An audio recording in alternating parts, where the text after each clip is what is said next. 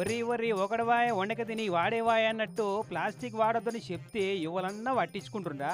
నూటికో కోటికో ఒక్కలన్నట్టు ఎంత అర్జెంట్ ఉన్నా చేయి సంచులను కొంటపోయేటోళ్ళు తప్పితే కతిమూలంతా ప్లాస్టిక్ క్యారీ బ్యాగులనే వాడుతున్నారు.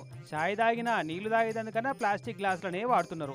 కానీ మా ముంగట ఆ ప్లాస్టిక్ పప్పులు ఉడకాయని చెప్పి ఆదిలాబాద్ పట్టణంలో పెరుగుతున్న ప్లాస్టిక్ వాడకాన్ని కంట్రోల్ చేయాలని అక్కడి శానిటరీ ఇన్స్పెక్టరు శంకర్ సార్ గిన దీక్ష పట్టినట్టే దుకాణాల పట్టి తిరుక్కుంటా ప్లాస్టిక్ కవర్లు ప్లాస్టిక్ వస్తువులన్నీ బయటికి గుంజుకొచ్చి కోడిని గోపించినట్టు కవర్లను కత్తితోని కరకర గోపించిండు. మళ్ళా పనికి రాకుండా గిట్లా పట్నంలో ఉన్న 10 గల్ల షాపులు జల్లబడితే అలా చదువుకున్న వాళ్ళు చదువుకోగా 3 దుకాణాల మాత్రం సార్లు వస్తున్న సంగతి తెలియక వాళ్ళ పనులే వాళ్ళు ఉన్నట్టుర్రు. కవర్లు క్యారీ బ్యాగులు అన్ని అట్టనే పెట్టే వరకు పట్టుబడ్డరు.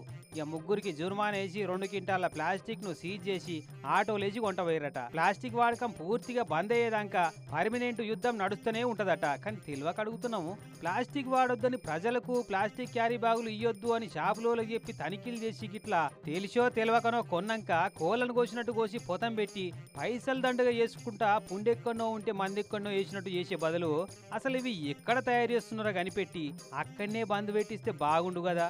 జరగట్లా తయారు చేసేటోళ్ళ పని పట్టిరంటే ప్లాస్టిక్ రహిత సమాజాన్ని చూడొచ్చేమో సారు అనుకుంటున్నారు పబ్లిక్.